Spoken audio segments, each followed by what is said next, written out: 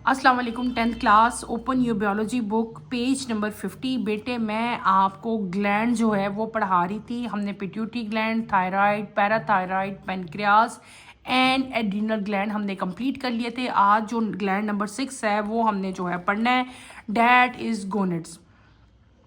Testes and ovaries are the male and female reproductive organ that is gonads. In addition to producing gamete, gonads also secrete hormone called sex hormones. Testes secrete hormone, for example, testosterone, which is responsible for the development of male secondary characters such as growth of hair on folds and coldness of voice, etc. Ovaries secrete estrogen and progesterone, which are responsible for the development of female secondary characters such as development of breast, etc. बेटे हमने आज अपना last gland जो है पढ़ना है, that is gonads. Gonads जो हैं ये क्या चीज़ है बेटे? ये मेल और फीमेल रिप्रोडक्टिव जो है ऑर्गन्स हैं, ठीक है। ये जो है मेल में टेस्टिस हैं और फीमेल में ये ओवरीज हैं। मेल के केस में ये टेस्टिस जो है ये एक ऑर्गन है और ये जो ग्लैंड्स जो हार्मोन सेक्रीट करते हैं उसको हम लोग क्या कहते हैं? टेस्टोस्टेरोन कहते हैं। क्या कहते हैं? टेस्टोस्टेरोन जो है ये रिस्पॉन्सिबल है for the development of male secondary character such as growth of fair on face and coldness of voice का चेंज होना, आवाज़ में एक चेंज आ जाना, भारी आवाज़ हो जाना, ठीक है। दूसरा इसका जो था सेकंड जो था फीमेल में जो है वो कौन सी ऑर्गन्स होते हैं? ये ओवरीज होती हैं, ठीक है। और ओवरीज जो हैं वो दो तरह के आपके हार्मोन सिक्रीट करती हैं, that is estrogen and progesterone, ठीक है। ये दो हार्मोन्स हैं, प्रोजेस्टेरॉन एंड एस्ट्रोजन, और ये दोनों के दोनों हार्मोन जो हैं ये रिस्पॉन्सिबल होते हैं for the development of female secondary characters, ठीक है। ये हमारा टॉपिक जो है आज कंप्लीट हो गया। हमने सारे के सारे ग्लैंड जो है वो प्रॉपरली अपने स्टडी कर लिए, ठीक है।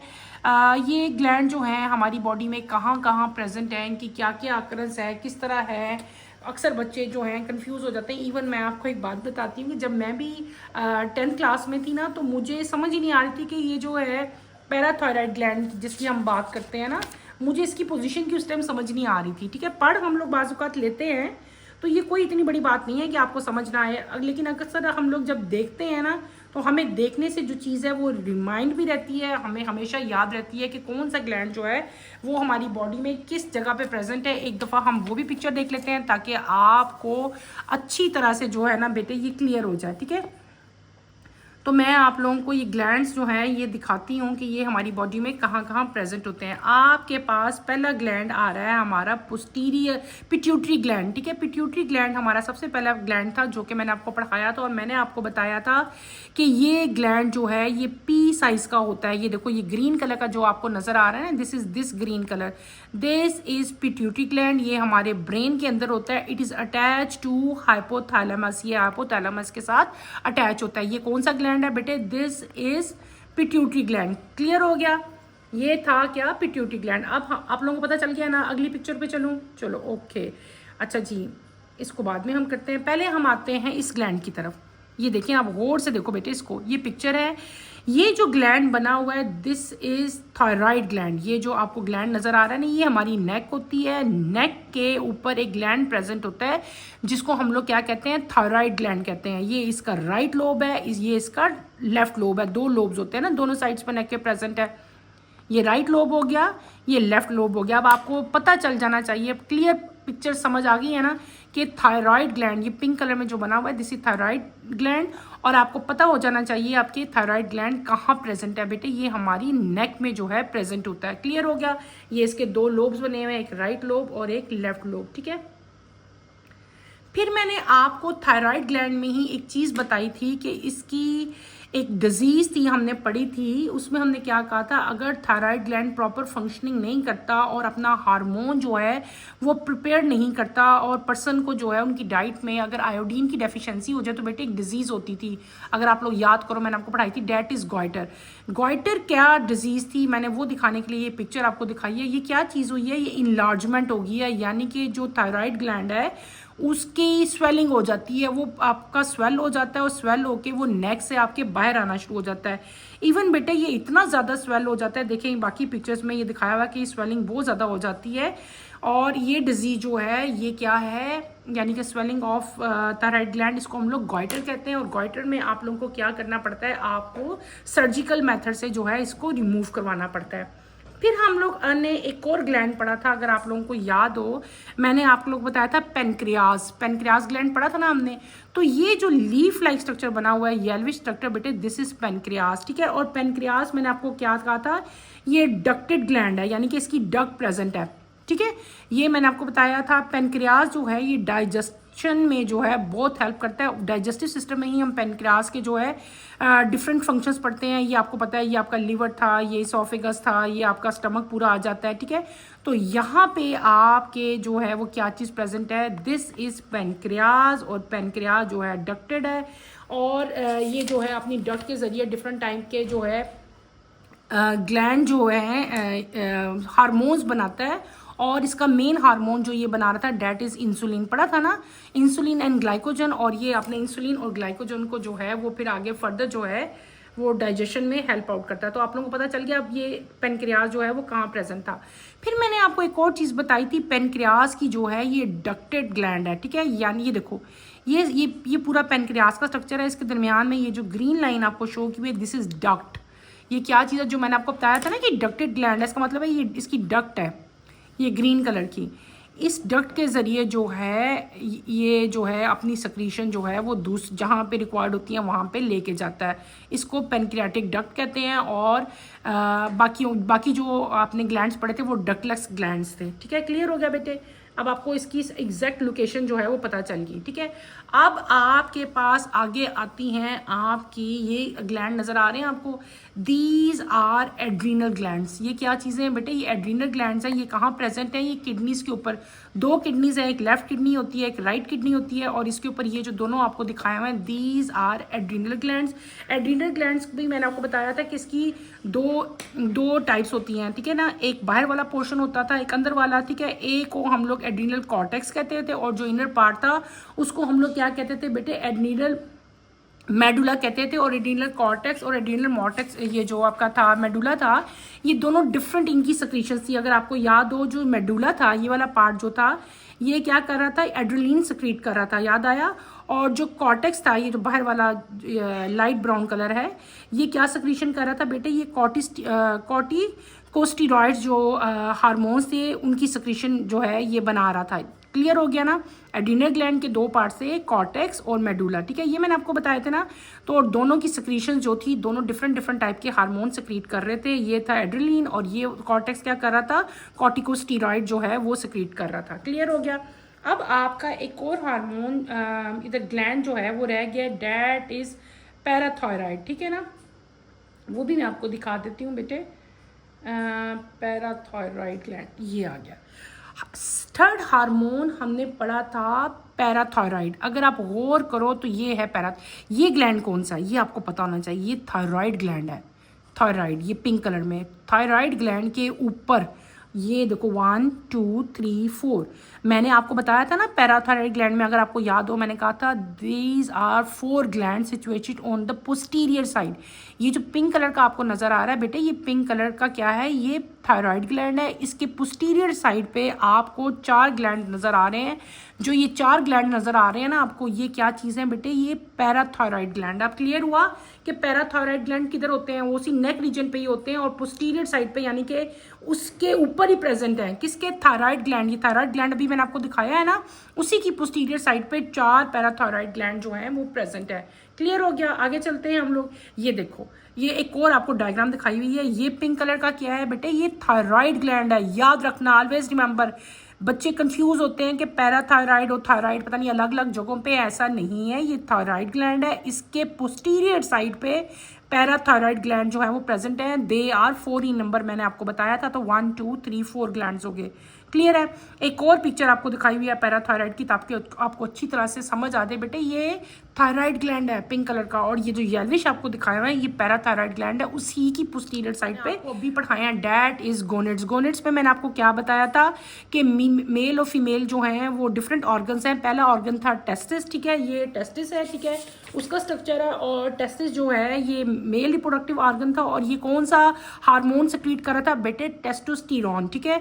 और ये क्या है, ये है फीमेल रिप्रोडक्टिव ऑर्गन, इसको हम लोग ओवरी कहते हैं। और ओवरी क्या सिक्रीट कर रही थी बेटे, ये 2 हार्मोन सिक्रीट कर रही थी, एस्ट्रोजन एंड प्रोजेस्टेरॉन, ठीक है। ये क्या हो गया, टेस्टिस, ये टेस्टिस्टेरॉन सिक्रीट करता है, और ये ओवरीज हैं, ओवरी जो हैं एस्ट्रोजन एंड प्रोजेस्टेरॉन जो है वो सिक्रीट करते हैं। मैंने कोशिश तो की है कि आप लोगों को सारे मैं जो है सही तरह से ग्लैंड जो है वो दिखा सकूं, तो होपफुल हूँ। देखो यही हमने देख लिए थे, किडनीज हमारी आगे थी, क्लियर हो गया। इसके बाद ये मैंने एड्रिनल ग्लैंड बता दिया आपको, ये पेनक्रियाटिक डक्ट मैंने आपको दिखाई थी, ये पेनक्रियास बताया था बेटे, ये गॉइटर मैंने आपको बता दिया, ये क्या था, ये हमारा थायराइड ग्लैंड आ गया था, ठीक है। ये थायराइड ग्लैंड है, ये नेक है, ये पूरी हमारी नेक है, याद है ना। और ये क्या चीज़ थी, ट्रैकिया था, यानी कि नेक के ऊपर ये जो पिंक कलर का आपको नजर आ रहा है, दिस इज थायराइड ग्लैंड। और थायराइड ग्लैंड के ऊपर इसकी पोस्टीरियर साइड पे 4 ग्लैंड्स प्रेजेंट है, ये जो येलोविश कलर में है, these are parathyroid glands, clear. फिर सबसे पहले वाला ग्लैंड जो हमने पढ़ा था वो क्या था, वो पिट्यूटरी ग्लैंड था, और वो ये देखो ग्रीन कलर का पी साइज का, पी की शेप का, ये पी की साइज का था, ये हमारे ब्रेन में प्रेजेंट था बेटे। अब आपको होप कर रही हूँ कि आपको क्लियरली समझ आ गई होगी कि हर ग्लैंड जो है वो हमारी बॉडी में किस जगह पे प्रेजेंट है। तो हमारा ये टॉपिक जो है ये कंप्लीट हो गया। इन द लास्ट हमारा एक टॉपिक रह गया, वो भी हम कंप्लीट करते हैं, डैट इज फीडबैक मैकेनिज्म। क्या चीज़ है, फीडबैक मैकेनिज्म हम पढ़ेंगे। Endocrine gland do not secrete their hormone in constant rate. The rate varies with the need of the body. Like many other function in the body, the secretion of hormone is also regulated by feedback mechanism. Feedback mechanism mean the regulation of a process by the output of the same process. Feedback mechanism are of 2 types, positive and negative. हमने क्या पढ़ा बेटे, मैंने आपको बताया कि जो endocrine gland है ये हर टाइम अपनी सिक्रीशन जो है इनकी कांस्टेंट नहीं होती। कांस्टेंट का मतलब होता है कि जो भी ये सिक्रीशन प्रोड्यूस कर रहे हैं वो उनका रेट जो है वो हमेशा सेम नहीं रहना, यानी कि जो उनकी परसेंटेज है, जो जिस तरह वो हार्मोन्स सिक्रीट करें वो हमेशा ऐसे नहीं रहता। कभी हमारी बॉडी को ज़्यादा नीड है तो ज़्यादा हार्मोन की सिक्रीशन होगी, कम नीड है तो कम होगी। ये डिपेंड करता है कि उसकी ज़रूरत कितनी है, ठीक है। तो ये कॉन्स्टेंट रेट इनका कभी भी नहीं होता, ठीक है। जिस तरह हमारी पूरी बॉडी को जो है डिफरेंट फंक्शंस करने के लिए जो है फीडबैक मैकेनिज्म की ज़रूरत होती है, इसी तरह जो ये पूरा सिस्टम है इसके लिए भी फीडबैक की ज़रूरत है। फीडबैक मैकेनिज्म का पर्पस क्या होता है, ये क्यों बने होते हैं बेटे, इनका पर्पस ये होता है कि कोई भी जो प्रोसेस है उसको जो है उस प्रोसेस को रेगुलेट किया जाए, ठीक है। तो जो ये जो पूरा हमारा एंडोक्राइन हमने ग्लैंड्स पढ़े हैं, इनका फीडबैक मैकेनिज्म जो है इसको हम 2 फीडबैक्स में डिवाइड करते हैं, that is positive feedback and negative feedback. पहले नेगेटिव पढ़ेंगे, बाद में हम पॉजिटिव पढ़ेंगे। पहले आता है आपका negative feedback. In negative feedback the output of a process decrease और inhibits the process. The mechanism work on return condition toward its normal value. For example, when the blood glucose concentration rises, pancreas secrete insulin. It decreases the blood glucose concentration. Decline in the blood glucose concentration to a normal set point inhibits the secretion of insulin. Similarly, when blood glucose concentration drops below normal, pancreas secrete glycogen. It raises the blood glucose concentration. In this case, rise in the blood glucose concentration to a normal set point inhibits the secretion of glycogen. In other words, the blood glucose concentration output control the process, the secretion of insulin and glycogen. हमने क्या पढ़ा बेटे, पहले हमने क्या पढ़ा, मैंने आपको पढ़ा दिया नेगेटिव फीडबैक। नेगेटिव फीडबैक क्या है, ये वो आउटपुट है, ये वो प्रोसेस है जो डिक्रीज करता है या प्रोसेस को इनहिबिट कर देता है, रोक देता है। कैसे यानी कि अगर एक प्रोसेस हो रहा है और ये नॉर्मल रेंज तक पहुंच गया तो उसको वहाँ से स्टॉप करता है वो, कि अब और फर्दर ज़रूरत नहीं है उस काम की। फॉर एग्जांपल आपको मैं इसकी एग्जांपल ऐसे दूंगी, देखो अगर हमारे ब्लड में बेटे ग्लूकोज लेवल राइज हो जाए, उसकी परसेंटेज इंक्रीज हो जाए, तो क्या होता है कि जो हमारा पैनक्रियाज है वो क्या हार्मोन बनाना शुरू कर देता है, इंसुलिन बनाना शुरू कर देता है। इंसुलिन जब बनना शुरू हो जाएगी तो उसकी सिक्रीशन से क्या होगा कि ब्लड का ग्लूकोज लेवल जो है वो डिक्रीज होना शुरू हो जाएगा। जब ब्लड का ग्लूकोज लेवल डिक्रीज होना शुरू हो जाता है ना, तो क्या हो जाता है कि एक पॉइंट पे आके जब वो नॉर्मल होना शुरू हो जाता है, ठीक है, तो जो इंसुलिन की सिक्रीशन है वो क्या हो जाएगी, वो खुद ब खुद अल्टीमेटली स्टॉप हो जाएगी, ठीक है।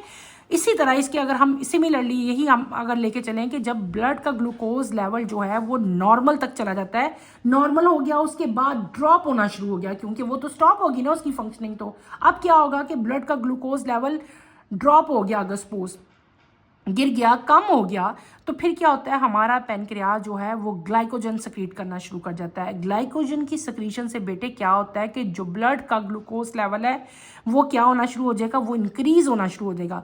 जब ब्लड का ग्लूकोज लेवल इंक्रीज होना शुरू हो जाएगा, तो जब जितनी अमाउंट ब्लड की ग्लूकोज की रिक्वायर्ड थी ना ब्लड के अंदर, जब वो पूरी हो जाएगी तो ये प्रोसेस खुद ब खुद ही जो है ये रुक जाएगा। यानी कि ये पूरा जो प्रोसेस है ये क्या हो रहा है, ब्लड का जो ग्लूकोज की जो कंसंट्रेशन है ये कंट्रोल हो रही है पूरी। यानी कि कब आपने जो है पैनक्रियाज ने इंसुलिन सक्रीट करनी है, कब इसने जो है ग्लूकोज जो है वो ग्लाइकोजन सक्रीट करना है। 2 हार्मोन्स थे ना, एक ग्लाइकोजन था और एक इंसुलिन था। सारी एग्जांपल मैंने आपको समझा दी। इन शॉर्ट ये कि जब भी कभी ब्लड ग्लूकोज लेवल जो है वो डिक्लाइन होता है तो इंसुलिन की सक्रीशन स्टार्ट हो जाती है, और जब ये बिल्कुल नॉर्मल से भी नीचे चला जाता है तो ग्लाइकोजन जो है उसका प्रोसेस शुरू हो जाता है। तो इस तरह जो है ये फीडबैक मैकेनिज्म है, ये खुद ब खुद ही जो है कंट्रोल प्रोसेस जो है या आउटपुट इसकी कंट्रोल होती रहती है, किस तरह से, इंसुलिन और ग्लाइकोजन के सक्रीशन की वजह से। फिर हम आते हैं positive feedback. What is positive feedback? Positive feedback क्या है? The change resulting from a process increase the rate of process. For example, suckling action of an infant stimulate the production of hormone in mother. This hormone work for the production of milk. More suckling lead to more hormone, which in turn lead to more milk production. Positive feedback. What is positive feedback? Positive feedback क्या होती है कि किसी भी जो भी चीज़ है, जो भी secretions हैं, जो भी हार्मोन्स हैं, उनकी अमाउंट जो है वो बढ़ती है डिमांड के लिहाज से। जितनी डिमांड ज़्यादा होती है उतना उसकी अमाउंट जो है वो बढ़ती है। कॉमन एग्जांपल आपको इस तरह दी है, जितने भी एनिमल्स हैं, हायर एनिमल्स आप ले लो, ह्यूमन बींग्स भी हैं, उसमें डिफरेंट टाइप के जो मैमल्स हैं, तमाम मैमल्स इसमें आ जाते हैं। आपको पता है मैमल्स जो है उनके जो यंग वंस हैं they feed on their milk. तो जो एनिमल्स की जो मदर जो है, जो बच्चों के लिए मिल्क की डिमांड है, अगर बच्चे मिल्क ज़्यादा लेंगे तो अल्टीमेटली मिल्क जो है वो ज़्यादा प्रोड्यूस होगा, और अगर वो मिल्क कम लेंगे तो मिल्क की जो डिमांड है वो कम होगी, तो मिल्क जो है वो उसकी प्रोडक्शन भी कम हो जाएगी। बेटे हमारा ये टॉपिक ख़त्म हो गया। हमने सारे के सारे एंडोक्राइन ग्लैंड जो हैं वो डिटेल से पढ़ लिए, ठीक है। सबका मैंने आपको अच्छी तरह बता दिया। फिर मैंने हमारी बॉडी में वो कहाँ कहाँ प्रेजेंट है मैंने विद डायग्राम्स आपको बता दिए। एंड पे हमने फीडबैक मैकेनिज्म भी पढ़ लिया। आपने इस पूरे टॉपिक को अच्छी तरह से कवर करना है। इसमें कोई प्रॉब्लम हो, कोई मुश्किल हो तो आपने मेरे से पूछनी है। इन द एंड अगले लेक्चर की नोटिफिकेशन के लिए आप चैनल को सब्सक्राइब करें, शेयर करें और लाइक करें। और कमिंग लेक्चर में इंशाल्लाह मैं आपको डिसऑर्डर ऑफ नर्वस सिस्टम जो है वो स्टार्ट करवाऊंगी, ठीक है। तो बेटे आज के लिए इतना ही बहुत है। अल्लाह हाफिज़।